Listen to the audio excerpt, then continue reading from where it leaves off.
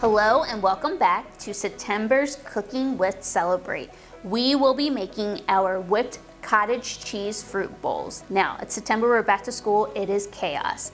This is a very simple, super simple, easy meal that you could prep the night before, and when you're stressing to get the kids out the door to the bus and in school on time, you just have to grab your pre-made container and you're out and you're going, and at least you will have a very high protein, nutritious breakfast. So let's get started.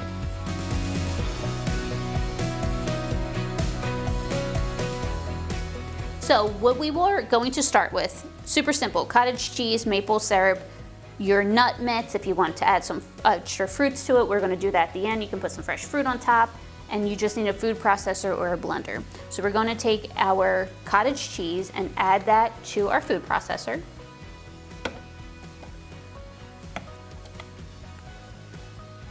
We are going to take 2 tablespoons of maple syrup and add that to the mixture.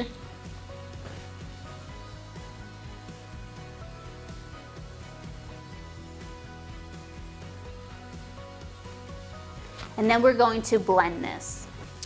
So I really like to make my cottage cheese very, very smooth and creamy, but you really can whip it to whatever consistency you like, but I do not enjoy the curd, so I really like to make it whipped. And it's very fluffy and airy. So we will just scoop this out. And then you can add whatever you want on top. You can add fresh fruit, you can add a nice nut mixture, which is what I have here. So we have some seeds, nuts, and dried cranberries.